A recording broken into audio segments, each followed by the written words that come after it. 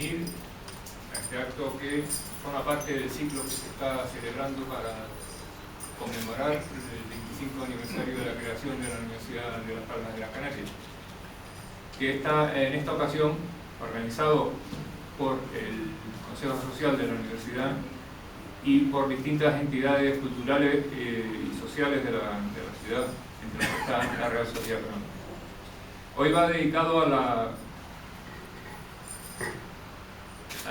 universidad y los recursos marinos. La universidad es una parte importante del sector público dentro de la educación y evidentemente en el campo de lo marino-marítimo juega un papel fundamental en el ámbito del desarrollo de la investigación y del desarrollo de la tecnología. Posiblemente la universidad, que es prácticamente el principal núcleo de investigación y desarrollo tecnológico, a diferencia de las empresas privadas, que tienen menos importancia en nuestro país en general, la investigación está fundamentalmente en manos del sector público, Estado y las administraciones autonómicas de las universidades. Juega un papel fundamental en el desarrollo tecnológico de los recursos marinos de Canarias. Y es importante también que no solamente sea la universidad y los distintos centros del gobierno, sino que también el sector privado, las empresas privadas juegan un papel importante en este sector. Para hablar de todo esto está invitado por el Consejo Social don Ricardo Arún Trabaue, doctor en biológicas y director del Grupo de Investigación en Biodiversidad y Conservación de la Universidad de Las Palmas de Gran Canaria, don Santiago Hernández León, también doctor en biológicas, investigador del Instituto de Oceanografía y Cambio Global de la Universidad, y don Fernando Real Valcárcel, doctor en veterinaria y director de la División de Enfermedades Infecciosas y Ictiopatía del Instituto de Sanidad Animal y Seguridad Alimentaria de la Universidad de Las Palmas de Gran Canaria. Y por parte de la Real Sociedad Económica, nuestro amigo José Luis Kersi, presidente del Centro Tecnológico de Ciencias Marinas. A continuación, don Lothar Sienes, presidente del Consejo Social, va a intervenir, y a continuación, don Antonio Falvías, vicerrector de investigación por parte de la Universidad de Las Palmas. Así que, don Lothar Sienes, tiene la palabra. Buenas tardes a todos. En nombre del Consejo Social de la Universidad de Las Palmas de Gran Canaria, me gustaría agradecerle su asistencia a esta segunda sesión del quinto encuentro Universidad-Sociedad. Como órgano universitario que somos y servimos de puente entre la universidad y la sociedad, para nosotros es vital difundir el trabajo que se realiza en la institución académica y conectarlo con el desarrollo económico y social de nuestro archipiélago. En esta ocasión, y con motivo del 25 aniversario de nuestra universidad, hemos puesto en marcha varias mesas redondas en donde expertos de la Universidad de Las Palmas de Gran Canaria expondrán a la sociedad la labor formativa e investigadora que se ha desarrollado y que se está desarrollando actualmente en torno a distintas áreas estratégicas para Canarias. Hoy, en la Real Sociedad Económica de Amigos del País, dedicamos nuestra mesa redonda a la universidad y los recursos marinos en Canarias. Contamos con la presencia de varios de nuestros expertos universitarios en la materia, ya mencionado por el señor presidente, para que nos expliquen qué hace la universidad en el desarrollo e innovación de este sector productivo tan crucial para nuestro archipiélago. Junto a ellos compartirá mesa el presidente del Centro Tecnológico de Ciencias Marinas, y hoy queremos en definitiva ser partícipes de un rico debate y una reflexión colectiva que nos ayude a crecer como universidad y como sociedad. Va a moderar la mesa el vicepresidente del Consejo Social, don Jesús León Lima, que subirá a la mesa tan pronto acaben estas intervenciones. Muy bien, muchas gracias. A continuación, el vicerrector de investigación, Antonio Falvías. Muchas gracias. Buenas noches a todos. La verdad que para mí es un placer estar hoy aquí y mucho encuentro entre amigos y poder comunicar y poder transmitir las cosas que se hacen en la universidad e incentivar este diálogo continuo que debe haber entre la sociedad y la universidad. Pero quería en primer lugar disculpar la presencia del rector en este acto, que me hubiese encantado estar, pero se encuentra de día, llegamos justamente hoy de Bruselas. y la agenda no le ha permitido encajar este acontecimiento. También quería agradecer la hospitalidad del señor presidente de la Sociedad Económica y también felicitar al Consejo Social y a su presidente por la iniciativa que han tomado, que permite dar a conocer las cosas buenas que hacemos dentro de la universidad, que muchas veces no tienen esa difusión necesaria. Normalmente la universidad, y como no podía ser menos, está absolutamente integrada en su entorno, pero lo hace desde la rigurosidad del conocimiento y de los métodos que utiliza. Rigurosidad que se transmite en lo social, en la educación, en conocer la realidad para que nuestros estudiantes que quieran adquirir ese conocimiento se puedan acercar cada vez más al mundo real, a la realidad. Lo hace en el patrimonio cultural y haciendo que el conocimiento también de nuestro pasado nos ayude a entender nuestra identidad, conocernos a nosotros mismos, saber dónde estamos, lo que somos y sobre todo preservar esa identidad para futuras generaciones como señas de identidad. Y también, fundamentalmente, lo hace con el conocimiento de la investigación. La investigación a veces mal entendida, porque cuando se hace, ¿no? es como si descongeláramos parte del futuro, como si metiéramos la mano en la nevera, ¿no? Sacáramos un trozo de conocimiento que va a servir después para más adelante. Los papers, los artículos que se escriben, que nuestros científicos ponen en marcha, no son más que patentes, valores que se van añadiendo al conocimiento y que en un momento determinado surgen. Esto es particularmente interesante en el medio marino, es decir, el mar forma parte de nuestro entorno y vivimos con él y gracias a él. Y el conocerlo, el saber cuáles son sus límites y sus posibilidades, nos abre un espectro del futuro muy interesante, que va desde la logística y puerto, del transporte, hasta la acción costera, el clima, la energía, la agricultura, la sostenibilidad económica, la agroalimentación. Todos estos aspectos encierran, ¿no? Grandes posibilidades que nuestra universidad lentamente ha ido tomando cuerpo en todos ellos, porque son fundamentales para entender cómo somos, ¿no? Son fundamentales para el desarrollo económico de la región. Desde ese punto de vista, la universidad, luego comentaremos en detalle, tenemos una discusión, pero ha puesto en marcha dos herramientas que consideramos fundamentales. Una es el campus de excelencia internacional, que nos proyecta como una universidad especializada en el mar, y el otro es el parque científico-tecnológico de la universidad, que nos permite poner en valor y valorizar ese conocimiento y transmitirlo a las empresas, porque al fin y al cabo, como bien decía el señor presidente hace poco, el hecho de en sí mismo que la investigación en el financiamiento público se puede llevar a cabo en los laboratorios y centros universitarios facilita, ¿no?, a las empresas en no tener que hacer esa gran inversión y permite no sincronizar a través de iniciativas como el Parque Científico-Tecnológico ese punto de encuentro en que el conocimiento se traslada y se pone en valor. Sobre esto creo que hablaremos en detalle, ¿no?, y sobre las posibilidades que esto se firma. Muchísimas gracias por la invitación. Muchísimas gracias. Pues a continuación entran en escena nuestros invitados, se sientan aquí, el señor Siemens y el señor vicerrector, y bueno, vamos abajo, y queda de moderador don Jesús León Lima, vicepresidente del Consejo Social, que antes no le nombré, por lo cual pido disculpas, y él es el que se encarga de moderar el coloquio. Me imagino que no tendrá que trabajar mucho porque todos son bastante moderados. Muchas gracias.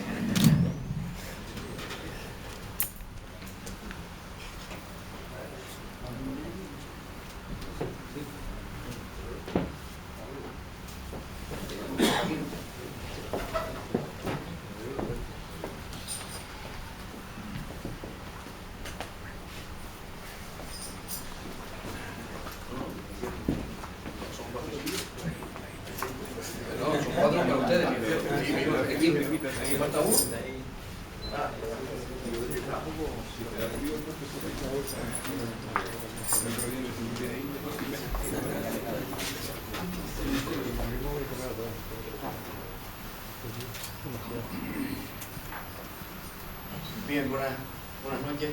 Gracias por asistir una vez más en esta Real Sociedad al llamamiento que hace el Consejo Social. Es verdad que estamos, como decía el presidente, llevamos ya un tiempo empeñados en dar a conocer lo que se hace en nuestra universidad, que es bueno y que a veces es más reconocido fuera que lo que es en nuestra comunidad autónoma. Muchas veces, cuando uno asiste y la sociedad de Gran Canaria se vanagloria del esfuerzo que se hizo para conseguir la universidad plena en Gran Canaria, después es verdad que a veces cuando convocamos estos actos, pues nos cuesta que la sociedad reconozca y acuda para que efectivamente los padres y madres no solamente manden a sus hijos a la universidad, sino que también deben conocer qué es lo que se hace. Y de verdad que uno se lleva sorpresa, muy agradable, cuando ve la calidad de nuestros investigadores y la calidad de la docencia y lo bien que se hace en nuestra universidad, reconocido, y como digo, a nivel internacional. Y por eso el Consejo Social, que es el interlocutor entre la sociedad y la universidad, estamos empeñados que cada vez más se conozca todo lo que, como decía el presidente del Consejo Social, se hace en nuestra universidad. En ese sentido, pues están convocadas estas 8 mesas que se hacen en todas las islas, no solamente en Gran Canaria, porque la Universidad de Las Palmas de Gran Canaria no solamente está afincada en esta isla, sino también tiene sedes en Lanzarote y en Fuerteventura, y también trasladamos a esas 2 islas una de las charlas que se están haciendo en este sentido. Hoy tengo el honor de moderar una mesa que trata sobre una de las áreas importantes y estratégicas para la Universidad de Las Palmas de Gran Canaria, que es el área marina, ¿no? Y también tengo el honor de estar, pues, en medio de los investigadores y el señor del presidente de la empresa no, del tecnológica, sí, el centro tecnológico, porque cuando estuve viendo los currículos que ahora le reseñaré brevemente, si pongo todo lo que realmente han hecho y son, pues realmente solamente en el currículo se nos alargaría demasiado el tiempo. Yo les pido disculpas si me he olvidado de alguna reseña importante, un dato importante en su biografía, pero me ha costado resumir un poco lo importante de su investigación. Y tuve que pasarlo mal, porque si leo directamente no sabía qué saltar. Como bien decía, nos acompañan en la mesa don Santiago Hernández León, que es licenciado en Biología y doctor en Ciencias Biológicas, catedrático y, como no, profesor también de la Facultad de Ciencias del Mar de la Universidad de Las Palmas de Gran Canaria. Ha sido vicedecano de esa Facultad de Ciencias del Mar del 94 al 98 y actualmente es investigador del Instituto de Oceanografía y Cambio Global de la Universidad de Las Palmas de Gran Canaria, que entre sus objetivos tiene el sensibilizar a la sociedad civil sobre el cambio global a partir de las Islas Canarias. Ha publicado más de 100 artículos en revistas internacionales con índice de impacto. También ha participado en más de 30 proyectos de investigación, siendo el investigador principal en 10 de ellos. Ha realizado más de 40 campañas oceanográficas y actualmente trabaja en ecología y fisiología de organismos marinos, en el estudio del papel del océano en el cambio climático y en la influencia de este sobre las comunidades marinas. Digo, esto es un extracto de la amplia biografía del doctor Santiago Hernández León. A la derecha está también el doctor en Ciencias Biológicas, profesor titular de la Universidad, don Ricardo Arún perdón, Fernando Vargas, perdón, de verdad. Al principio fue el movimiento de la corriente marina que llevan a la gente de un lado para otro, ¿no? Pues a mi izquierda, don Ricardo Arún Trabaue, no sé si está cruzado el segundo, que es doctor en Ciencias Biológicas, profesor titular de la universidad, también el coordinador del Grupo de Investigación en Biodiversidad y Conservación de la Universidad de Las Palmas de Gran Canaria, grupo que cuenta con 13 miembros docentes e investigadores asociados y que trabaja en 6 líneas de investigación en este área. Está especializado en conservación y gestión de recursos marinos, lo que le ha llevado a recorrer diversos centros de investigación por medio mundo, en Tokio, Holanda, Israel, Panamá, Azores, Hawái. Es autor también de más de 100 publicaciones científicas, libros y capítulos de libros. Ha dirigido 11 tesis doctorales relacionadas con el medio marino de los archipiélagos macaronésicos y actualmente es miembro fundador de la Red Europea de Investigación en Arrecifes Artificiales, es miembro del Instituto de Estudios Canarios, representante español del Comité Científico de la Red Europea NetBiome para la Diversidad en Regiones Ultraperiféricas y Territorios de Ultramar, y también colaborador habitual de la International Union of Conservation of Nature. Don Fernando, ahora sí, a la derecha, don Fernando Real Valcárcel, es licenciado y doctor en veterinaria. Actualmente es catedrático de universidad en el área de sanidad animal de la Universidad de La Palma de Gran Canaria y director de la División de Enfermedades Infecciosas e Ictiopatía del Instituto de Sanidad Animal y Seguridad Alimentaria de la universidad, del que fue también director durante del año 2002 al 2007. Ha sido vicerrector de profesorado y de investigación, desarrollo e innovación de la universidad.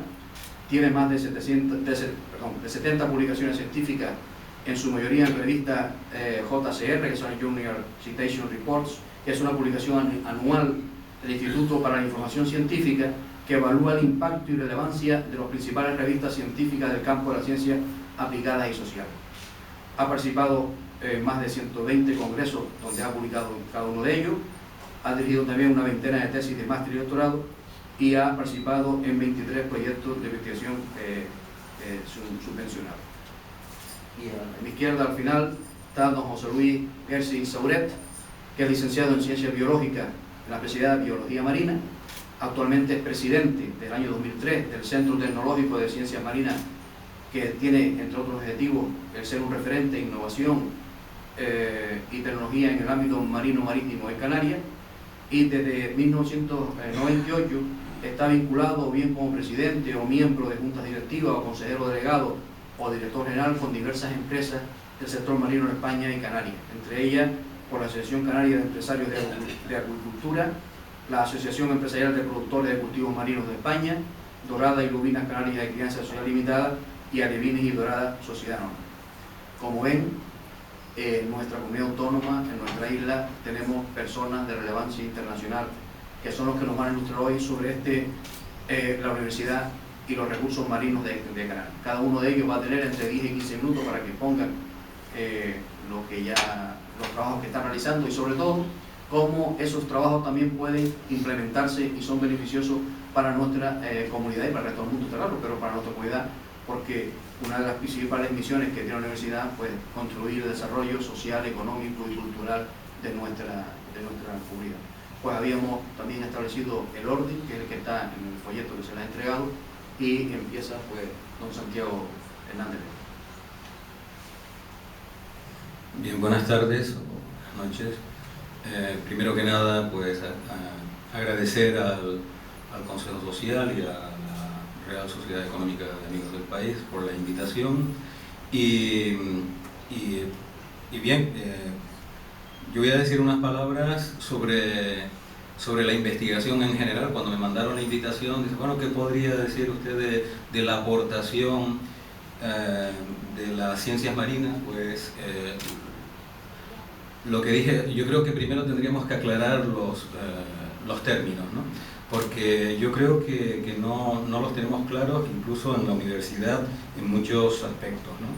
En primer lugar, para crear empresas, que es de lo que se trata, ¿no? Es decir, el mundo se mueve a través de la iniciativa, normalmente en un porcentaje muy alto en la iniciativa privada, y para eso hay que crear empresas. Y hay varios niveles, ¿no? Quizás el nivel dentro de la educación, hablo. Básico es lo que conocemos por la formación profesional, ¿no? Donde pues, un alumno pues, aprende un oficio, no sé, automoción, ¿no? Y cuando sale crea una empresa, abre un taller y bueno, pues se gana la vida con esto, ¿no? En la universidad, que es el siguiente nivel, pues aquí también podemos distinguir dos niveles, ¿no? Un primer nivel es el meramente profesional, es decir, una persona que estudia pues, medicina, farmacia o lo que sea, y cuando sale pues monta su consultorio de medicina o su farmacia, o abre un consulting para asesorar a otras empresas o en fin, al público en general, ¿no?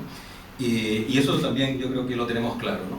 El problema viene en el segundo nivel dentro de la universidad, que es la investigación y la sociedad del conocimiento. Que aquí es donde yo creo que hay un problema, porque además lo oigo repetidamente y al menos, bueno, yo quiero dar mi opinión, ¿no? Que yo sé que, bueno, pues a veces tropieza con algunas personas y muchas veces cuando me invitan a estas cosas digo, no sé por qué me invitan, ¿no? Pero bueno, lo digo, ¿no? Y una de las cuestiones es que efectivamente no tenemos claro cómo se crean empresas a través del conocimiento. No es aportando a las empresas que ya existen. En Canarias esto es casi una misión imposible porque el gran núcleo de las empresas y las empresas fuertes pues se dedican al turismo. Bueno, ahí hay un sector donde se puede aplicar la investigación, el sector portuario, etcétera, ¿no? Pero lo importante de las universidades es crear empresas. O sea, al igual que de la FP salen empresas y de las empresas profesionales de la universidad, de la sociedad del conocimiento es donde salen las empresas, y salen las empresas de mayor valor, ¿no? Estados Unidos, en Canadá, en Inglaterra, en los países adelantados, pues a partir de la universidad todos los días se crean miles de empresas, de las cuales prospera a lo mejor una, pero prospera una. Es decir, cuando hay un chico que termina su tesis y hace un postdoc, hace una etapa postdoctoral y resulta que durante su etapa pues, ha encontrado un método nuevo o ha construido un pequeño aparato que nadie tiene, sino que él es el que lo ha diseñado por vez primera, etcétera, pues sale al mercado, es decir, monta una pequeña empresa y comienza pues la distribución de este valor que no tiene nadie en el mundo, sino que él ha desarrollado conjuntamente con sus profesores en la universidad o en los centros de investigación, ¿no? Y si le va bien, pues se diversifica y hay una empresa si le va mal, pues vuelve otra vez a la universidad, ¿no? Y así, esa es la forma normal. Es decir, universidad como creadora de empresas de conocimiento, de un conocimiento que ningún otro tiene. Y ese es el valor que puede tener una economía, ¿no? ¿Cuál es el problema? Bueno, esto que acabo de decir que es tan sencillo y que ocurre en todos los países, pues aquí no. Aquí, digo, en España y en Europa, pues no se tiene en cuenta, ¿no? Yo le echo un poco la culpa a la política, ¿no? La política es un poco especial, ¿no? En nuestros países, sobre todo en Europa, donde, bueno, pues un chico se mete en las nuevas generaciones del PP o en las juventudes del Partido Socialista, ¿no? Le lleva el café al jefe y luego participa en las campañas pegando carteles y luego le toca un puestito no sé, en el Consejo Social, por ejemplo, ¿no? Y así va prosperando hasta que llega un momento a los 20 años, cuando ya tiene 40 y tantos, que le toca ser, pues, director general de algo, ¿no? Y claro, es una persona que ha vivido en un mundo paralelo, ¿no? Yo lo llamo en Matrix, ¿no? En un mundo virtual donde ni ha estado en la empresa, ni ha estado en las instituciones, ni en la universidad, ni en ningún sitio, ¿no? Y claro, yo cuando estuve de decano me acuerdo que hablaba con directores generales de la universidad que daba vergüenza. Y esa es la verdad, y lo digo aquí abiertamente. No tenían ni idea, pero ni idea de lo que se tenían entre manos, ¿no? Y dices tú, bueno, ¿y qué hago? ¿No? Pues me voy y me vuelvo al laboratorio y me dedico a lo que me gusta y ya está, ¿no?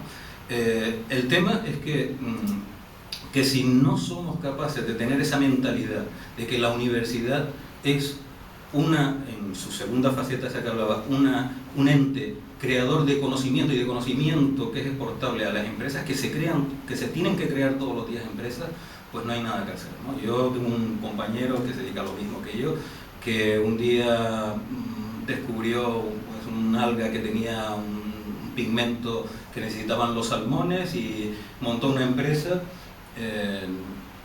Empezó a cultivar esto, lo empezó a vender a la gente que hace acuicultura y el hombre terminó cotizando en el Nasdaq, se hizo millonario y cuando ya tenía la empresa arriba la vendió y volvió al laboratorio porque era lo que le gustaba, ¿no?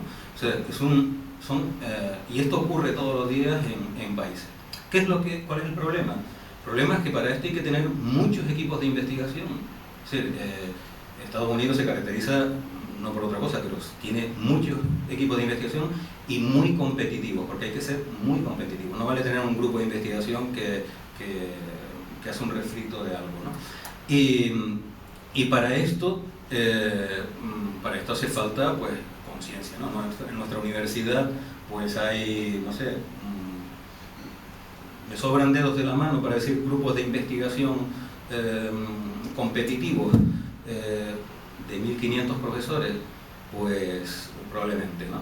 Y claro, y además en ciencias pues apenas tenemos una carrera de ciencias del mar, algunas como medicina, en ciencias de la salud y en veterinaria, y poco más, ¿no?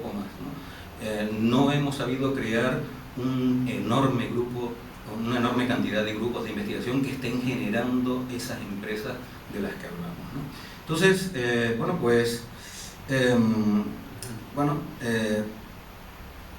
ese bajo nivel de éxito que tenemos lo estamos pagando, porque si nosotros hace 30 años hubiésemos empezado a generar empresas de esa forma, hoy la crisis no nos hubiese afectado. Y no nos ha afectado tanto porque el turismo no ha caído. El turismo nos ha salvado, si no nos hubiésemos comido aquí unos a otros. Es la verdad. La única forma de salir de la pobreza y de salir de esto que hemos pasado es la sociedad del conocimiento y la creación todos los días de múltiples empresas a partir de los grupos de investigación competitivos, ¿no? La universidad sigue sin entrar en esa dinámica. Dicen que tenemos que colaborar con las empresas, porque así es que tenemos que crearlas porque no existen. Ese es el gran problema, ¿no? Y seguimos sin arrancar, ¿no? Seguimos sin arrancar, sin tener verdadera conciencia de la importancia que tiene la sociedad del conocimiento, ¿no? Y así nos va. Y luego, pues, otra cuestión es que están los bancos, ¿no? Esto se sale totalmente de la universidad, pero si usted en Estados Unidos va a pedir un préstamo para hacer una pequeña empresa a partir de la sociedad del conocimiento, el banco entra en el negocio contigo, es decir, arriesga contigo. De tal forma que si uno fracasa no pasa nada. Vuelve a montar otra empresa, vuelves a fracasar, y hay gente que fracasa 10 veces y a la 11ª pues lo logra, ¿no? Aquí, como fracases a la primera, arruinas tu vida, porque has hipotecado tu casa, pierdes la casa. Bueno, ya hemos visto todo lo que pasa con todos los desahucios y todo esto en estos años, ¿no? Con lo cual es muy difícil ser empresario. En Estados Unidos, si tú vas y dices, no, nunca he fracasado, te dicen, bueno, esto debe ser de la mafia, ¿no? Porque nadie se lo explica, ¿no? Aquí tienes que triunfar a la primera, y eso es imposible en la sociedad del conocimiento. Eso es absolutamente imposible. Entonces, mientras los bancos no dejen de siempre, es que nunca pierden, siempre juegan sobre seguro. Entonces, no hay nada que hacer. Si ellos no entran por esa vía, terminarán arruinando el país definitivamente, ¿no? Entonces, perdonen que haya metido ahora con los bancos, pero yo creo que es una parte importante de la sociedad del conocimiento, porque sin ese dinero para poner una idea en marcha, pues no hay forma, ¿no? Entonces, bueno, el mensaje para llevarse a casa, ¿no?, es ese, ¿no?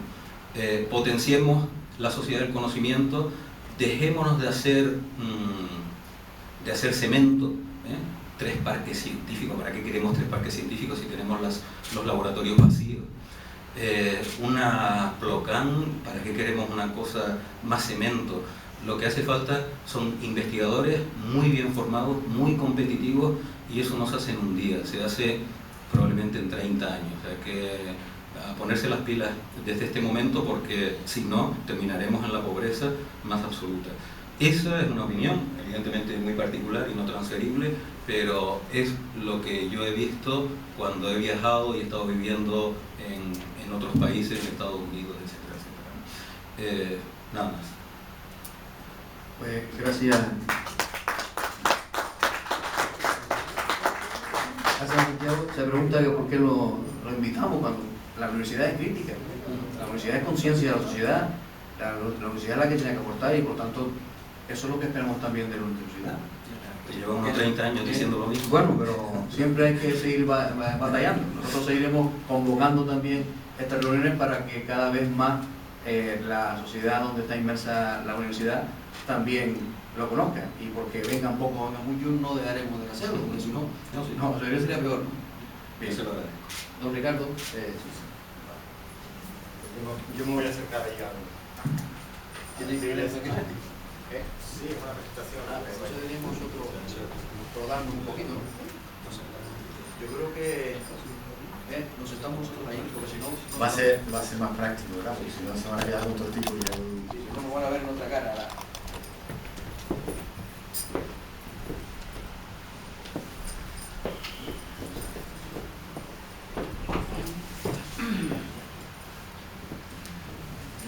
Bueno, buenas tardes o buenas noches ya a todos y a todas.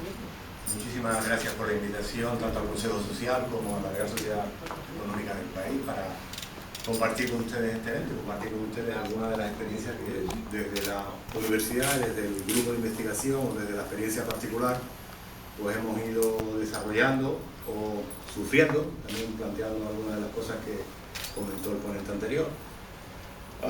Las circunstancias en las que vivimos, pero bueno, Canarias es un emporio de muchas cosas y voy a tratar de mostrarles cómo desde un grupo de investigación dedicado preferentemente a la investigación en biodiversidad y conservación, ubicado dentro de un departamento, uno de los departamentos más pequeños de la universidad, pero con, pues vamos a decir, con diversidad de criterios, con personas con agilidad mental o con capacidades para engarzar con otros investigadores, con otros grupos, con otros centros, generar empatía, generar trabajos que sean de alguna forma beneficiosas para el conjunto de la sociedad en Canarias. Nuestro grupo de investigación se crea en el año 93, poco después de la fundación de la Universidad de Las Palmas de Gran Canaria. Algunos de los miembros ya estaban antes de que fuera Universidad Politécnica incluso, pero bueno, ellos nos fuimos integrando en este grupo de investigación. Ahí están los nombres de las 6 personas que formamos parte de plantilla de la universidad. Alrededor de esas 6 personas pues han ido circulando y siguen pasando máster, doctorando, investigadores que pasan una estancia de investigación más o menos larga con nosotros y que desarrollan parte de los estudios que ahora les voy a mostrar, ¿no? Señor moderador, si cree que voy demasiado me corta, porque yo suelo... A partir del año 2003 nos integramos en una estructura un poco mayor, que es el Centro de Biodiversidad y Gestión Ambiental de la Universidad de Las Palmas de Gran Canaria, con 2 grupos de corte medioambiental en el área de química. Y de alguna manera estas son las líneas principales de investigación que estamos desarrollando, o que hemos ido desarrollando en estos 25 o 30 años atrás. De entrada, identificación de las especies, identificación de los ecosistemas, de los parámetros principales de esas especies y de esos ecosistemas. Luego entramos de alguna forma en la gestión sostenible, en tratando de desarrollar protocolos, herramientas para la administración, para los usuarios, para actividades de ecoturismo con naturaleza también. Y en los últimos años cada vez está más claro que 2 millones de visitantes, 2 millones de habitantes en las islas, 12 millones de visitantes, y seguimos creciendo según los pronósticos, viven preferentemente en la costa, y en la costa hay muchísimas actividades que hay que compaginar, o que hay que integrar, o que hay que de alguna manera armonizar, ¿no? Aprender nuestros errores, evidentemente, y tratar de desarrollar una gestión integrada de la zona costera, que es otra de las líneas importantes. Y finalmente, no nos podemos olvidar que somos un centro académico de formación, de capacitación, de grado, ciencias del mar, o de posgrado, con diferentes máster, pesquería, acuicultura, gestión costera, oceanografía, y también programas de doctorado. Todo eso engarza dentro de lo que se llamaría la capacitación para generar expertos o generar especialistas que están repartidos por todo el mundo. En gente tenemos, bueno, ya peino canas por decirlo de alguna manera, algunas, otras se me van cayendo, pero está claro que tenemos mucha gente que ya están de alguna forma trabajando en centros de investigación o en puestos directivos en otras administraciones en Canarias y fuera de Canarias. Y hay una parte muy importante que es la educación ambiental y la sensibilización ciudadana. No solo es este acto, sino es generar materiales, generar productos que acerquen las investigaciones o los resultados de esas investigaciones a los usuarios, ¿no? A la persona que está en la playa, a la persona que está en su empresa y que pueda de alguna forma aprovechar ese conocimiento científico para gestionar o para dar un valor añadido a la estancia en Canarias o a los productos que hay en Canarias. Voy a ser muy rápido. Joaquín Meco Cabrera es el profesor que desde hace más de 30 años está desarrollando todas las investigaciones en torno a los fósiles en Canarias. Esto es un archipiélago volcánico y sin embargo existen fósiles, existen rastros, huellas del pasado, de organismos que vivieron en nuestro archipiélago. Esto es cuando se hicieron las obras del túnel Julio Luengo, corales y algas calcáreas que estaban en esa zona, que se asemejan a lo que hay ahora en Cabo Verde, en las islas de Cabo Verde más al sur, o este otro que es también unos conos, unos caracoles marinos que son que están vivos ahora en el Golfo de Guinea, pero que en tiempos pretéritos estuvieron en el archipiélago canario reflejando un clima más cálido del que tenemos en la actualidad. Otros aspectos, esto es algo muy parecido, esto está en el Golfo de Guinea también, en la actualidad, son las conchas vivas y esto es un registro fósil que hay en Canarias, o la situación de las diferentes playas, cómo se han ido evolucionando diferentes islas y la orientación, la altura de los yacimientos marinos que están a diferente nivel con respecto al mar, dependiendo de la isla que estemos considerando. Estos son parte de los estudios de nuestro grupo, liderados por este profesor, ¿no? Con respecto a la parte de pesquería, el profesor José Juan Castro Hernández, pues de alguna forma tiene estas líneas de investigación vinculadas sobre todo a la gestión de las pesquerías artesanales, vinculadas también a las pesquerías de los cefalópodos, creando conocimiento y creando modelos dinámicos de, por ejemplo, las pesquerías de los atunes o las pesquerías, en este caso, de los datos, ¿no? De pesquería de pulpos en nuestra zona o el banco de pesqueros cercanos, ¿no? Y generar de alguna forma ese conocimiento para una gestión más adecuada de esos recursos, ¿no? También efectos de la variabilidad climática, como algunos recursos pesqueros han ido desapareciendo dependiendo de las condiciones climáticas en el medio y como otros recursos pesqueros han ido apareciendo o generándose nuevos activos pesqueros. A veces aparecen más desde la isla del Hierro hacia las islas orientales o aparecen más en las zonas de Lanzarote y Fuerteventura y luego se van distribuyendo hacia las otras islas. Depende un poco de las características de esa especie y de la variabilidad ambiental climática que estemos considerando, ¿no? Con respecto a plantas marinas, otra área de investigación con Susi Viera, otra profesora de nuestro grupo de investigación. Esta es una de las líneas basadas en la identificación de organismos. Canarias tiene una diversidad marina enorme, se considera un punto caliente de biodiversidad a nivel mundial en base a las investigaciones, no solo de nuestro grupo, evidentemente, también de compañeros de la Universidad de La Laguna o de otros centros de investigación, pero se considera un punto caliente de biodiversidad por la facilidad de encontrar muchas especies en un área muy reducida. En especies que muchas de ellas no son de biomasas muy abundantes, pero sí que son bastante variadas y con microclimas o con microambientes que permiten que coexistan especies de ámbitos o de apetencias más europeas, de aguas más frías, con especies más caribeñas o con especies del Golfo de Guinea que conviven en las aguas canarias y de esa manera se enriquecen en nuestros ecosistemas, ¿no? Hay muchos estudios a este nivel. Por la posición de las islas aparecen nuevas especies, algunas especies están protegidas y esta, por ejemplo, que tenemos aquí, la Gracilaria cervicornis, es una especie que está distribuida por todo el archipiélago y solo en Gran Canaria forma poblaciones importantes en el norte de la isla. Estamos ahora haciendo un seguimiento de esa población, precisamente ahora. Esta otra abajo, la Gracilaria, la Gratolupia, es una especie introducida que se está proliferando también en diferentes zonas de la costa. Esta otra está desapareciendo, es un fucus, una especie que en las costas europeas es muy abundante y Canarias es el límite sur, seguramente con el calentamiento global, algunos incrementos de temperatura que se están registrando, estas especies están generando un estrés y no están desarrollándose de manera normal, ¿no? Esta es otra línea, hay más cosas, pero voy a ser bastante rápido. Liderada por el profesor Luis Felipe López Jurado, desde los años 90, investigando sobre tortuga ova, tortuga carey, tortuga verde, en Canarias, con seguimiento por satélite, y también, sobre todo, en programas a nivel de la Macaronesia, con Cabo Verde principalmente como zona de mayor esfuerzo de investigación, con grupos que colaboramos directamente con el gobierno de Cabo Verde y con actividades con voluntariado, con ecoturismo también, actividades en la isla de Cabo Verde relacionadas con las tortugas. Esto que ven aquí es el trazo de una tortuga cuando sube, la hembra cuando está subiendo para hacer el nido está por aquí, luego cuando termina baja y desaparece otra vez.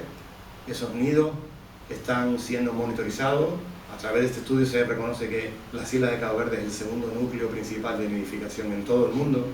El primero está en las playas de Florida, el segundo se descubre o se describe a partir de las investigaciones de este grupo de investigación, de estas personas. Y además de eso, también hay un programa de reintroducción para tratar de recuperar las poblaciones que habían en Canarias, utilizando algunas de las playas del archipiélago, en este caso la playa del Cofete, con algunos nidos que se pueden traslocar, y hay experiencias ya a nivel internacional semejantes en el Golfo de México y se pueden realizar aquí en Canarias. Hay conocimiento y hay capacidades técnicas para hacerlo.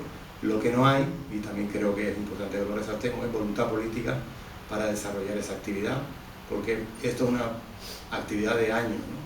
No es una actividad de un año o dos, no es una actividad de una legislatura, sino una actividad que tarda 15 años en volver una tortuga. Entonces, para muchos cargos políticos, 15 años es un periodo inabarcable, ¿no? Entonces, tenemos que pensar también con esa perspectiva y tratar de convencer a que estas políticas a largo plazo se puedan seguir desarrollando.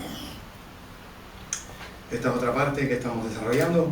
Yo de alguna forma lo llevo, pero hay muchos de los compañeros que les he nombrado que participan en ello. El primero, este es el catálogo de especies marinas del archipiélago. En el 2002 teníamos un catálogo de 5.200 especies. En la actualidad rebasamos las 5.700 especies en todo el archipiélago canario. Si les voy a hacer una comparativa, Canarias tiene 1.500 kilómetros de costa aproximadamente. Es la primera comunidad autónoma por longitud de costa. A veces discutimos con Galicia, si baja la marea, si tienen más longitud de costa ellos que nosotros o no, pero claramente estamos en ese liderato. Bueno, 1.500 kilómetros de costa, 5.700 especies, 45.000 kilómetros de costa al mar Mediterráneo y una historia muchísimo más larga de investigación marina que las Islas Canarias, ¿no? 25 años, vamos a poner 50 en Canarias, en el Mediterráneo más de 200, ¿no? Con estaciones biológicas muy arraigadas en Nápoles, en Marsella, en Mónaco, etcétera, etcétera. Allí se conocen 9.000 especies en total para todo el Mediterráneo. En Canarias 5.700 en el poco tiempo y con el esfuerzo más limitado que hemos podido realizar. Por eso le da de alguna manera el valor relativo del archipiélago canario como lugar, punto caliente de biodiversidad marina, ¿no? Cuando digo lo del punto caliente, hay una segunda parte que es muy importante. Punto caliente no significa solamente que es un lugar rico en especies, sino que es un lugar donde además de las especies hay muchas amenazas o presiones. Y si antes nombré la población que tenemos en las islas, pues de alguna manera tenemos que compaginar los usuarios de la costa, los usuarios del litoral, las actividades que hacemos de todo tipo, cada uno tiene en su mente la que quiera pensar qué es lo que pasa en la costa del archipiélago, no solo los turistas, ¿okay? Muchas más cosas, y de alguna manera todas esas especies que están en este territorio y que tenemos que compaginar. Y por eso se hacen esos análisis de presiones e impactos, ¿no? Recursos marisqueros, control de erizos, sobre todo desaparición de los predadores de estos erizos. Desde los años 70 hasta ahora han desaparecido la mayoría de los predadores que comen esos erizos, y los erizos, pues como se suele decir por ahí, si le quitas el control, proliferan y se comen toda la hierba que hay en el sitio, toda la vegetación, y dejan la zona que se llaman blanquizales, ¿no? Y la hierba, por decirlo de alguna manera, son estas plantas que, esto a lo mejor lo pueden reconocer, es un alevín de una vieja, ¿no? Dentro de esas praderas hay muchísimos alevines de la mayoría de las especies de interés pesquero. O sea, si desaparece esa vegetación, nuestro pescado, no extraño que las pesquerías artesanales vayan para abajo. Otra temática es la gestión de las áreas marinas protegidas, las zonas de especial conservación dentro de la Red Natura 2000 o restauración de hábitats costeros como el Saladar de Jandía a través de un proyecto LIFE. Es el único sitio Ramsar, el único humedal costero que existe en el archipiélago canario reconocido. Pueden haber más, potencialmente hay otros más en el archipiélago, pero de nuevo hace falta voluntad política para poder desarrollar esa actividad o desarrollar esos planes de gestión en esos espacios únicos para aves o para especies que seguramente tienen características biotecnológicas o productos metabólicos desde el punto de vista farmacológico interesantes y que sería necesario investigar. Pero si no preservas el sitio primero, desaparecen las especies y no tienes ese potencial biotecnológico. Esta es un poco esa historia. Otra línea es la interacción entre acuicultura y medio ambiente, con sistemas multitróficos para generar a partir de una masa de agua 2 o 3 productos de acuicultura y una agua verter el agua de una manera más limpia y sin impacto en la zona de vertido. Otro tema puede ser la evaluación de los escapes, qué efecto pueden tener algunos escapes masivos que pueden pasar de las aulas, o otro aspecto que no hemos considerado mucho, pero que cada vez empieza a ser más importante, son los temas de repoblación. Podemos cultivar especies, generar lo que se llaman semillas o alevines y repoblar con eso los hábitats adecuados o las áreas marinas protegidas correspondientes. Se puede hacer y ya hay alguna experiencia en esta línea. Y por último, con la incorporación del Ramón y Cajal, de Fernando Tuya, pues de alguna manera hemos ido potenciando más esta línea de trabajo, productos y servicios ecosistémicos. Estos son los cebadales. Esto sería una imagen de un cebadal. Esto es un cebadal con caulerpa y esto es un caulerpal. Esta es la transición que suele verse en algunas zonas. Y lo que estamos tratando de averiguar es qué pasa comparando esto con esto. Qué servicio, qué producto nos genera una pradera natural, o qué producto y servicio nos genera una pradera modificada o alterada por intervención humana. Esta es una imagen histórica del cebadal de Arinaga. Ya no existe, se construyó el puerto de Arinaga y desapareció, quedó sepultado o quedó transformado completamente, degradado. O este sí que existe, del 84, del 2002 y del 2011, más de 30 años evidentemente, más de 25 de la universidad, pero tenemos esos estudios anteriores donde algunos nuestros investigadores han participado. Esta era la distribución hasta los 10 metros, el estudio que se hizo en el 2002 y el estudio que hicimos en el 2011, y en esa zona se mantiene bastante razonable la extensión de los cebadales, y además en los últimos estudios pues sí que tenemos un dato, no solo son datos de la situación inicial muy homogénea a una situación más en mosaico con otras especies, con otras comunidades que también entran en la distribución. Tenemos más conocimiento, más capacidad de análisis para poder estudiar este área, ¿no? Esto es otro efecto. Aquí hay, cada una de estas gráficas es el tiempo que están los alevines de una especie de pez dentro del cebadal. De aquí le he resaltado un gallito y alevines de vieja. Las viejas pasan de año a año y medio dentro del cebadal, desde que nacen hasta que tienen un tamañito, una cosita así. Luego pasan a las cistoseiras, a las algas pardas o a las zonas ya de roca. Por lo tanto, el efecto guardería con las viejas o con otras muchas especies nos interesa protegerlo, nos interesa promocionarlo, ¿no? Siempre que queramos tener gastronomía típica canaria, papas arrugadas y viejas. Bueno, eso es un pequeño resumen. Hay muchas más cosas, pero yo creo que de alguna manera tenéis una visión de la trayectoria de algunos de los estudios. Lo que sí tengo bastante claro es que estamos enmarcados en una Unión Europea que de alguna forma plantea las pautas de investigación, plantea las pautas del futuro a través de la estrategia marina, sobre todo la estrategia europea marina, y estos son algunos de los puntos que todavía necesitamos seguir profundizando en ellos a través del grupo de investigación, a través de estructuras más estables o a través de estructuras de sinergia con otros grupos de investigación para generar pues, conocimiento, y no solo conocimiento, sino, insisto, materiales de divulgación.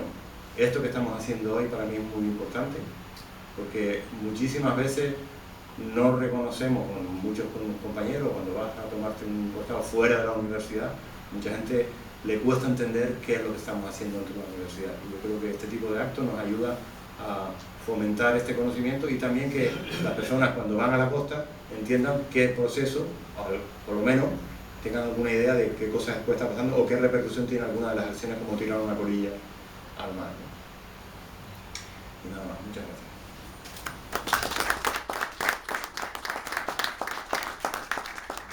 Fernando, su turno. Aquí todos míos, Fernando, tú tienes el... Ahí está.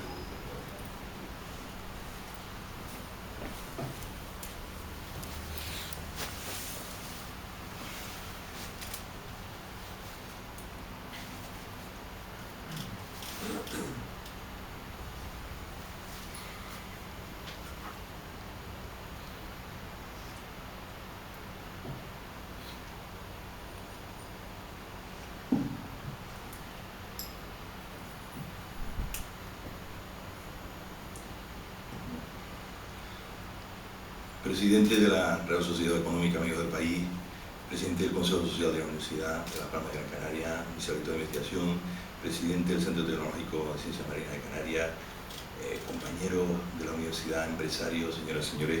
Para mí es un enorme placer estar esta noche aquí con ustedes intentando mostrarles la aportación que desde el área de sanidad animal hacemos en el Instituto Universitario de Sanidad Animal en los recursos marinos de Canarias. Es un reto también porque es difícil en pocos minutos poder resumir toda la actividad, de tal manera que yo he intentado hacer un pequeño resumen de las líneas más eficientes o las que están produciendo más, y especialmente quedándome con la parte casi con las conclusiones de los resultados de esas líneas, porque si no iba a ser imposible hacer este ejercicio, lo cual me ha venido muy bien porque de alguna manera también me permite establecer cuáles son esos criterios dentro del propio instituto.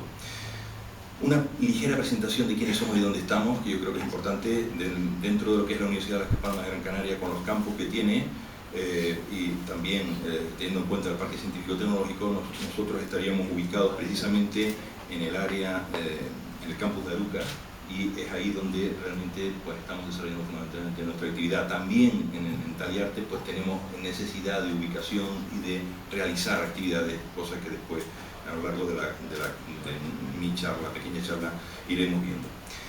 En el campus de Aruca nos encontramos aquí. El YUSA pues, tiene actualmente dos zonas con dos centros, laboratorios en dos módulos concretos, y especialmente compartiendo por encima de lo que es la granja del Cabildo, pues espacios también con la Facultad de Veterinaria, donde estarían pues, muchos edificios igualmente, y ahí es donde realmente realizamos nuestra actividad fundamental científica. De alguna forma, la columna vertebral que de alguna manera divide perfectamente y clarifica nuestra actividad, no solo desde el punto de vista de la investigación, sino también en la formación, en los másteres y doctorados de nuestros estudiantes, y que nos permite pues, distribuir perfectamente los itinerarios de estos estudiantes y de nuestra investigación, justamente está en la división entre la actividad para animales terrestres y la de animales acuáticos. Insisto que esto es muy importante. El instituto se crea en el año 2002 por un decreto del Gobierno de Canarias que de alguna manera intentaba servir como herramienta útil de la sociedad para llegar a ser referente en sanidad animal y seguridad alimentaria. Y de las 5 divisiones, yo hoy me voy a centrar fundamentalmente de las 5 divisiones que tiene, en 3 de ellas que justamente son las que desarrollan actividad en sanidad animal con respecto al mundo marino: la epidemiología, medicina preventiva, la enfermedad infecciosa e ictiopatología, y la histología y patología animal. Sería muy complicado intentarlo hacer con todas, puesto que entonces ya los minutos me serían muy escasos. De alguna forma, muy importante también presentarles, siempre hemos confiado en la existencia de laboratorios comunes en nuestros edificios, que esto nos permite realizar una mayor eficiencia en toda la actividad que hacemos y de alguna forma también concienciar a la gente de esos espacios comunes a la hora de conseguir mayor actividad y mayor productividad dentro de los espacios que siempre andamos escasos. Voy, como digo, a intentar pues, mostrarles algunos de estas líneas, siempre establecidas por supuesto dentro de proyectos de investigación, convenios con empresas, y también asociados a todas estas líneas hay becarios que están produciendo esta actividad y los resultados que ahora les diré. En la división de epidemiología y medicina preventiva quiero resaltar que es una división referente nacional y mundial en el estudio del micoplasma. Es muy importante tener en cuenta que en los últimos años pues, se han centrado mucho en lo que es la biología molecular y la epidemiología de estos patógenos, en el diseño, sobre todo buscando como finalidad el diseño de nuevas vacunas, que es para nosotros lo importante al final en el control de enfermedades. En este caso ya relacionadas con el mundo marino. De alguna forma los micoplasmas no son más que pequeños microorganismos que están exentos de pared celular. Esto les da esta forma de ver cuando lo cultivamos en medio sólido, en forma de huevo frito, muy difíciles de cultivar, y por eso hay pocos centros en España y en el mundo que se dedican al estudio de estos microorganismos. Y de alguna manera es importante resaltar que el diagnóstico se hace fundamentalmente en base al cultivo y en base a algunas técnicas serológicas como esta que estamos viendo aquí, que es la inhibición de la malnutrición. La aportación importante de esta división en los últimos años ha sido precisamente el estudio de microorganismos de esta clase Molicute, son los micoplasmas, en distintas especies marinas. Actualmente tenemos aisladas más de 20 especies que son distintas, seguro ya hoy, las tenemos absolutamente claro, que se han aislado de distintas especies con interés para el cultivo, como puede ser el pulpo, los mares, distintas especies de peces, entre los que podemos incluir la lubina, algún sifio, también tenemos alguna especie aislada ahí. Y lo importante es que sabemos que son especies nuevas, que no están descritas en ningún caso en la bibliografía mundial, y que seguro que algunas de ellas tienen relación con la presencia de enfermedades que no están descritas actualmente y que van a suponer, según los próximos años, después de otras experiencias que nos quedan por hacer, pues descripciones y sobre todo resolver problemas de enfermedades que hasta ahora igual no estaban conocidas, no estaban descritas y que seguramente tengan relación con la presencia de alguna de estas especies en el medio marino. En la división de enfermedades infecciosas y ictiopatología, de alguna forma nuestra preocupación dentro de esta división ha sido relacionar los patógenos, los microorganismos infecciosos, con un hospedador, en este caso peces o animales marinos en definitiva, y con el medio ambiente que nos rodea. De esa interacción surge la enfermedad y de esa interacción se nutren todas las líneas que ahora voy a intentar presentarles. Una de ellas sería la descripción de nuevos patógenos para los peces. Hemos trabajado con distintas especies de microorganismos, como veis ahí, Hafnia albae, Phytobacterium dancela, subespecie epidicida, Aeromonas salmonicida. El último de ellos, Streptococcus guineae. Había muy poca bibliografía escrita en el mundo sobre este patógeno, muy importante para la acuicultura, especialmente para las especies de cultivo del mundo marino con respecto a los peces.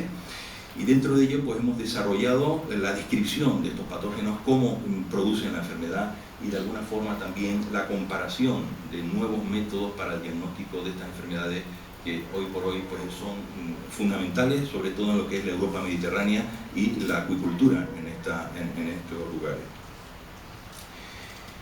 De alguna forma nos preocupa muchísimo como línea de investigación el desarrollar actividad, conocer perfectamente la patogenicidad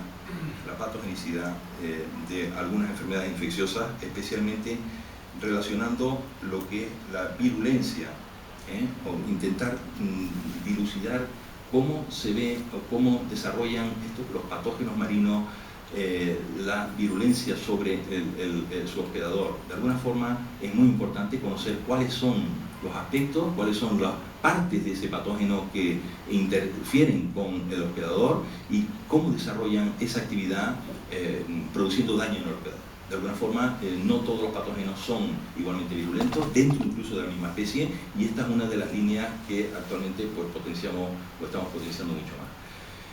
Los mecanismos, además, que pone el hospedador de defensa para protegerse de ese patógeno, forma parte también de esta misma línea de investigación. El agresor agrede, pero el hospedador también pone mecanismos de defensa, y en esa interacción nosotros, pues, es de la que se nutre esta línea de investigación. De alguna forma, en los últimos años hemos desarrollado muchísima actividad con Phytobacterium dancela, su especificidad, que es un patógeno importantísimo en el medio marino actual y que nos ha permitido pues, publicar artículos de muy buen nivel en este medio.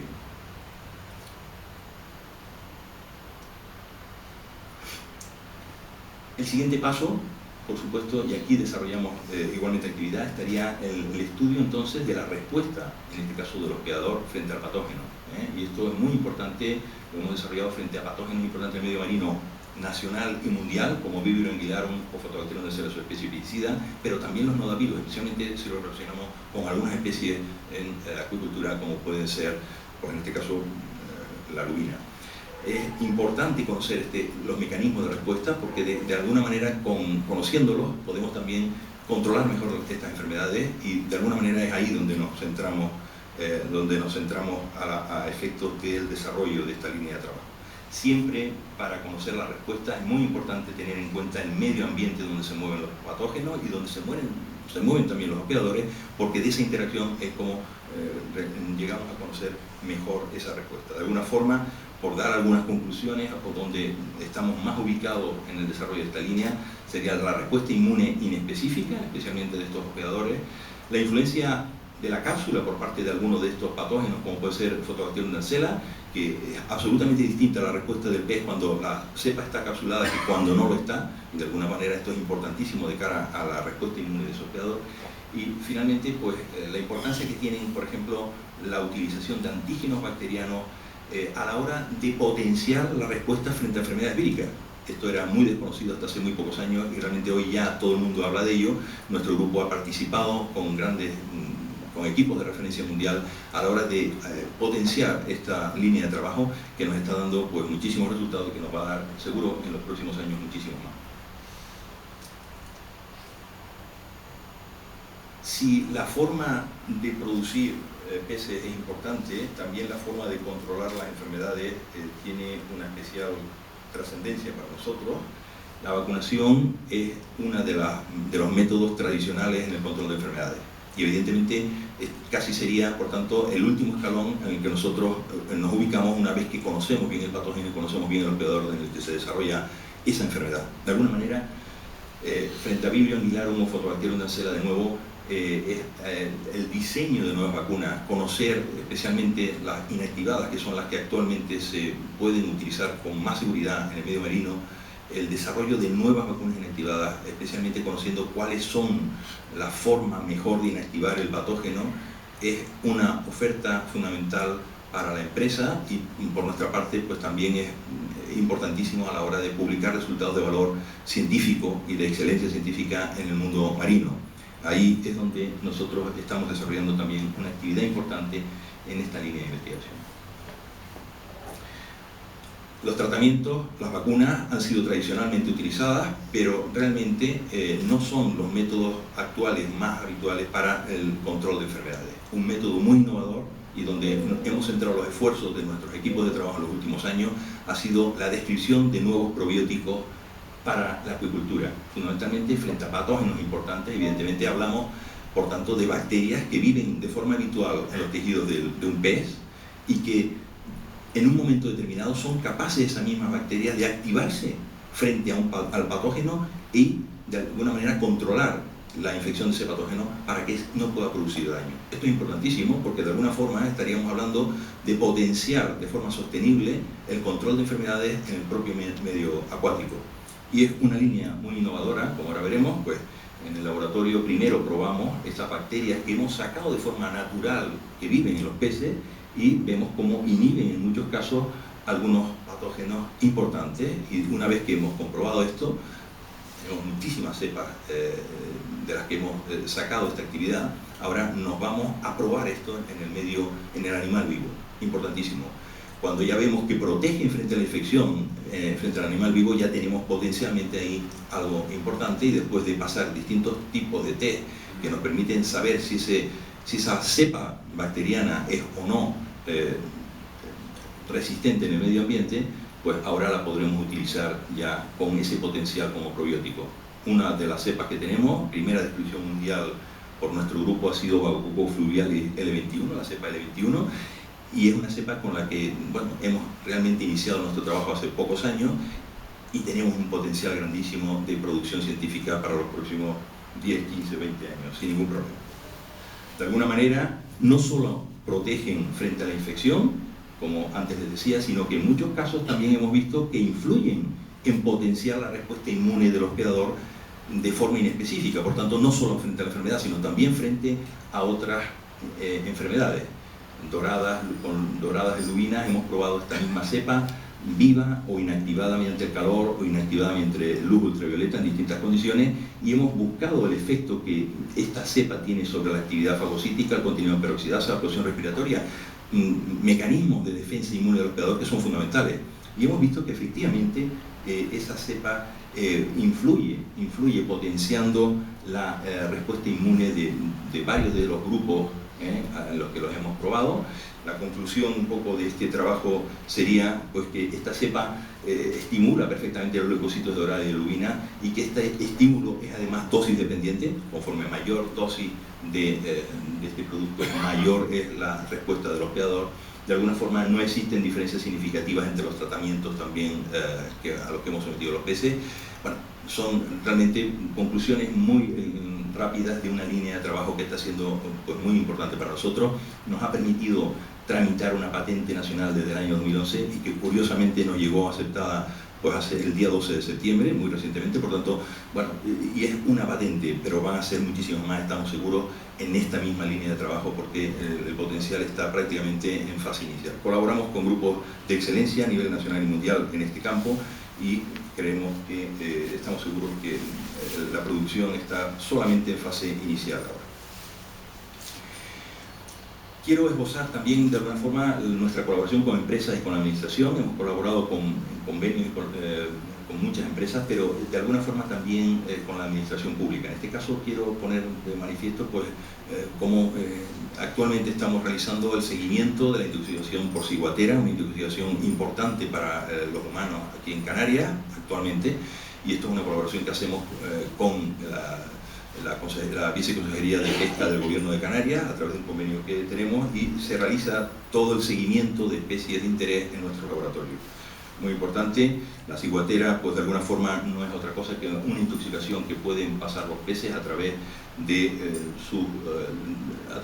como alimento, cuando se usan como alimento, peces que de alguna manera han comido o han ingerido algas del género Gambierdiscus. Hay distintas especies dentro de este género.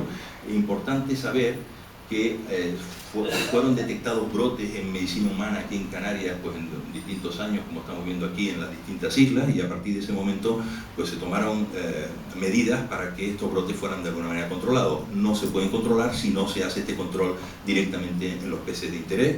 De alguna forma, en la cadena alimenticia de los peces, pues para que entendamos claramente cómo funciona esta intoxicación, las algas son producidas en el medio marino, los peces silvestres, herbívoros, consumen estas algas, pequeños peces carnívoros consumen a los herbívoros, y luego los grandes carnívoros consumen a la cadena anterior. De alguna forma, lo que es muy importante, y esto es la gran relevancia de esta línea de trabajo, es que estos peces no padecen ninguna sintomatología, ni el músculo que contiene su toxina pues padece tampoco ninguna alteración, ni en el color, ni en la forma, ni en el olor, etc. De alguna manera, lo que es importante es que estos grandes carnívoros, conforme son más grandes, acumulan más cantidad de toxina, y si después nos los comemos, pues efectivamente los humanos padecen una intoxicación importantísima que puede llevarles a la muerte. De alguna forma, hay más de 400 especies de peces de aguas tropicales que pueden pues, servir como vehículo de la toxina, y de alguna manera pues medregales, abade, mero, pejerrey, bicuda, morena, peto, sierra. De alguna forma todos ellos pueden en un momento determinado contener toxina activa y toxina que puede ser transferida a los humanos. Esta sería la estructura de nuestra toxina, de la ciguatera, y de alguna forma pues los métodos de diagnóstico se hacen en el laboratorio a través de peces que vienen no solo de la pesca profesional, sino también de la pesca deportiva, y de alguna forma pues se puede hacer por muchos métodos, pero los que nosotros utilizamos, que son los internacionalmente admitidos hoy, son los cultivos celulares, que son capaces de detectar pequeñísimas cantidades de toxina en el medio celular y rápidamente decirnos si un pez tiene o no esas pequeñas cantidades de toxina. De alguna manera, nuestra producción científica y técnica solo la podemos medir de dos formas. Una, con los artículos científicos que colocamos en las revistas indexadas JCR, y pongo aquí una relación de revistas que están en el top de esta relación JCR, Journal of Systematic Bacteriology o Journal of Applied Microbiology, Veterinary Microbiology, estarían entre las primeras de su campo de actividad. Cuando tienen más de 270 revistas, estarían en los primeros lugares de ese campo científico. Si nos vamos a FISH, Conseil FISH Immunology o Journal of Aquatic Animal Health, estarían en las 2 o 3 primeras revistas de Veterinary Science. Por tanto, de 146 revistas serían las 2 o 3 primeras. Son, por tanto, impactos científicos de máximo nivel en el lugar que nosotros realizamos. Y en el segundo lugar estarían los convenios de colaboración con empresas del sector, que tenemos actualmente varios, y hay muchos más potenciales que pueden llegar, fundamentalmente relacionados con este mundo de la sanidad animal en el campo marino, y que, por supuesto, pues también estamos trabajando con. Muy importante para realizar nuestro trabajo insistir en esto, porque no podemos hacerlo sin una parte clara que nos puede ofrecer y nos está ofreciendo el campo científico-tecnológico en Taliarte a través de la sala de seguridad para el uso de patógenos en el medio marino, y que es lo que nos permite pues, comparar o realizar todas las comprobaciones que nosotros hacemos. Es fundamental poder seguir contando con instalaciones de este tipo para nosotros, y teniendo en cuenta que además estas instalaciones forman parte, están sometidas a la legislación por la normativa de la Ley de la Sanidad Animal del año 2007, y que por tanto requiere personal adiestrado y personal específico para el uso de estas instalaciones. De alguna forma no puedo pasar sin nombrar algo que probablemente muchos de ustedes conozcan más, que es la actividad que la División de Histología y Patología Animal realiza o viene realizando en los últimos años también, y ligada en este caso al Departamento de Morfología, fundamentalmente como la Unidad de Anatomía y Anatomía Patología Comparada, dentro de nuestro Instituto Universitario de Sanidad Animal, y especialmente en el campo de la sanidad de los mamíferos marinos.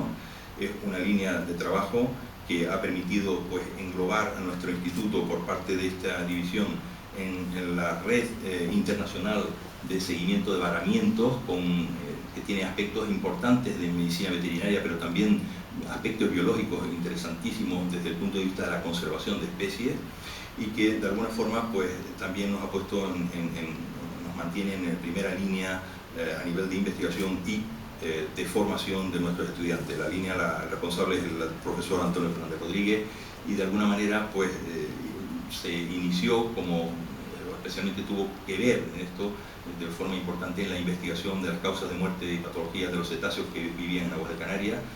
El desarrollo permitió fundamentalmente en los primeros momentos estudiar el efecto del sonar antisubmarino sobre los sifios, y hizo que se publicara un Nature en el año 2003, y a partir de aquí vinieron otros artículos de máximo nivel de excelencia en la misma revista y en otras similares, y actualmente además nos ha permitido que este grupo esté entre los laboratorios de referencia para la Comisión Ballenera Internacional y para la UICN, que pues, nos ha dado pues, mayor transferencia especialmente de estudiantes entre los distintos centros de investigación de referencia. Es un área de extremado valor, especialmente natural en Canarias, para el estudio de los cetáceos, porque fundamentalmente por estos parámetros, las temperaturas, el efecto masa-isla, está en las grandes profundidades que se alcanzan cerca de la costa, y esto ha permitido que el grupo pues, haya tenido muchísima relevancia en función de los estudios que realiza. Una región, además la nuestra, en la que existe la mayor riqueza y diversidad atlántica nororiental, con más de 30 especies agrupadas en 6 familias, y que se mueven todas ellas en por las aguas de Canarias. Por otro lado, población también residente de delfín mular o calderón tropical, poblaciones que son residentes, y frente a otras muchísimas especies que tienen presencia constante en nuestro archipiélago, aunque no residen aquí, pero están continuamente pasando por nuestras aguas. Igualmente podríamos decir que es el único lugar de Europa donde es posible observar algunas especies que no se ven en ningún otro sitio, como puede ser el calderón tropical o el delfín moteado. Esto ha permitido también centrar muchísimo el estudio en especies protegidas por la legislación internacional, donde se mueve una actividad económica importante, donde hay un gran interés social y donde existen además, pues, se utilizan como especies paraguas para la protección y el estudio de otras que quizás no son menos conocidas. Y las líneas de investigación que actualmente se desarrollan en este campo pues, estarían ubicadas en el campo de la patología de los cetáceos varados. Por un lado, el síndrome de embolia gaseoso graso, que es el primero que permitió ese artículo científico, la patología asociada al estrés, muy importante las enfermedades emergentes y reemergentes, o la ecotoxipatología, teniendo en cuenta que en muchos casos estamos hablando de contaminación del medio marino y la conexión que ese medio marino tiene con la actividad que realizamos en zonas costeras y también pues con otras actividades como puede ser la propia acuicultura, la histología comparada de diferentes especies y la caracterización de la respuesta inflamatoria. Un efecto, por supuesto, estos estudios, estas líneas de investigación, efecto directo e indirecto en la conservación de cetáceos y su hábitat en las Islas Canarias, que es especialmente importante. El artículo en la revista Nature y algunos más que han salido a posteriori. De alguna manera, la sanidad de los mamíferos marinos dentro de la división de histología y patología animal y se encuadra también dentro de un centro atlántico de investigación de cetáceos y con las líneas que antes decíamos de las otras divisiones del Instituto de Sanidad Animal, podríamos decir que participa también del campus de excelencia internacional del proyecto o sea, dentro de la línea de ciencias y tecnologías marinas y marítimas. El proyecto de campus de excelencia de nuestra universidad pues forma parte también de la actividad que desarrollamos nosotros con el medio marino a través de nuestro instituto universitario. Espero en esos pocos minutos haberles mostrado con rapidez, pero por lo menos también con mucha claridad, cuáles son las actividades que desarrollamos y la excelencia que nuestro grupo han ido captando, y espero no haberles aburrido demasiado. Muchas gracias.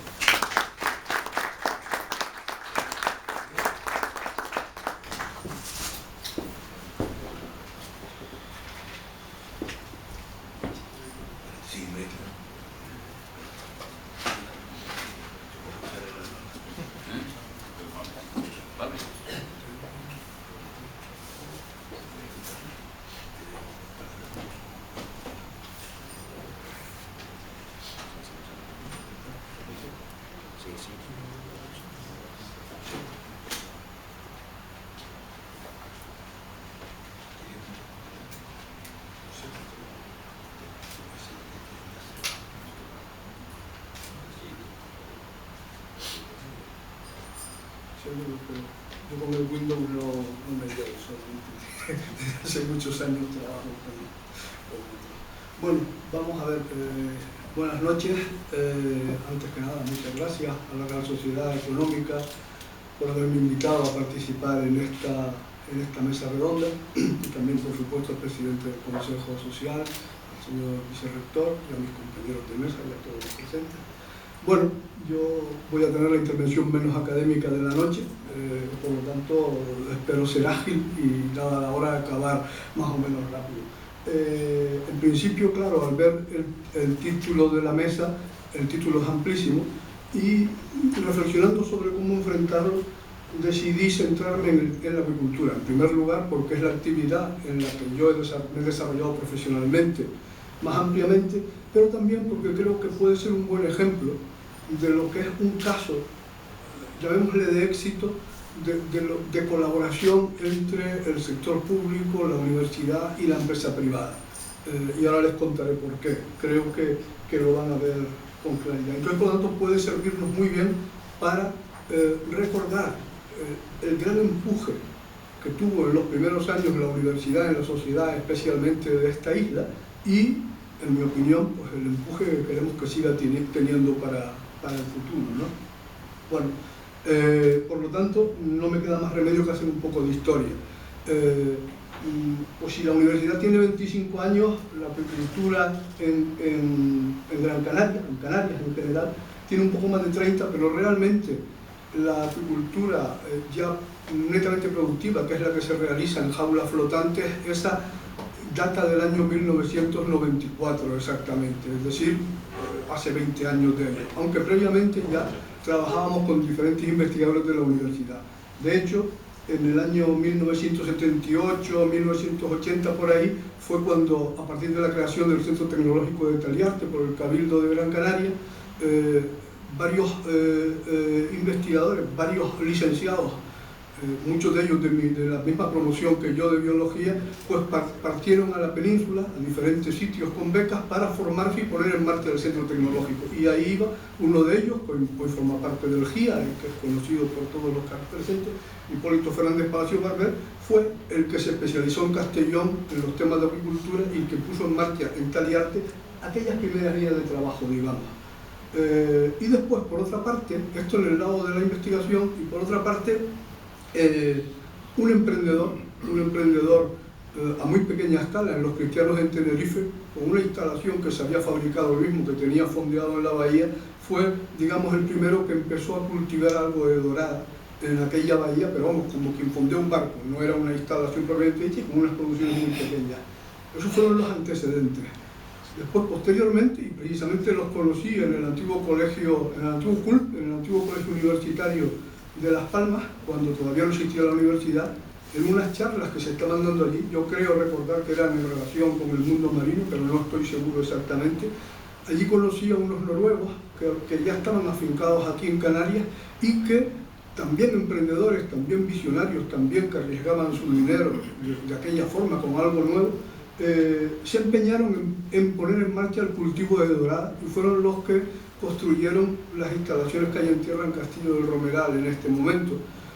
Instalaciones que copiaron de instalaciones del salmón en Noruega, que evidentemente tenían muy poco que ver con el cultivo de la dorada. Y bueno, para que se hagan una idea, la construcción empezó en el año 86, se acabó en el 89, pues el tamaño de aquella instalación, en aquel momento no existía producción de alevines en toda Europa capaz de llenarla para que funcionara correctamente. El grado de visionarios que estábamos ahí, que antes pues Santiago se ha referido un poco también a esas cosas. Yo creo que la emprendeduría, estamos hablando, no solo de la universidad, sino también en la sociedad, es un elemento clave para el desarrollo de empresas nuevas y para la dinamización de nuestra economía.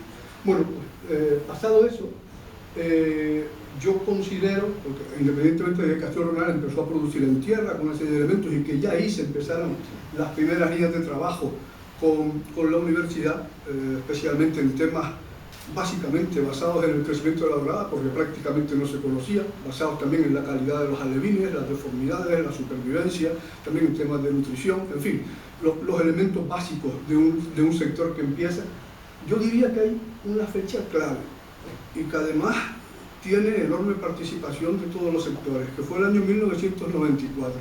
En aquel momento, yo no sé, Ricardo, si ya estaba constituido el GIA, pero evidentemente ustedes ya estaban relacionados con Taliarte en aquel momento. Desde Taliarte se solicitó una concesión, la primera que hubo en Canarias propiamente dicha, para instalar jaulas marinas en la bahía de Melenar. Se instalaron por parte del centro tecnológico, directamente del centro tecnológico, 6 jaulitas de 12 metros de diámetro, muy pequeñas, que eran concesión del centro tecnológico y por tanto también de todos los investigadores que estaban colaborando en este momento, porque ya la universidad y el centro trabajaban conjuntamente mucho. Y claro, cuando las pusieron, pues vieron que efectivamente la universidad ni el centro tenía capacidad para hacer una explotación mínimamente comercial e industrial como para que aquella instalación funcionara y se pudiera trabajar en diferentes líneas de investigación. Y ahí surgió la idea de establecer un convenio con nuestra empresa, con AXA, con Alevines y Doradas, para la explotación de esa instalación, que fue la primera. Ese convenio se firmó por el primer rector de la universidad, el señor Rubio Royo. En aquel momento quien firmó por el Cabildo estaba de presidente, era Pedro Lescano, y por la parte de la empresa pues firmé yo en aquel momento. Y ahí se puso en marcha, digamos, la primera instalación de carácter ya industrial realmente en las Islas Canarias, año 94. En el convenio se contenían 6, 7 líneas de investigación que tenían que ser, dar fruto de esa explotación comercial. La universidad podía extraer toda una serie de trabajos que estaban relacionados con los elementos que he dicho, desde temas de ingeniería a temas de nutrición, a temas de patología, a temas de crecimiento, etcétera, etcétera.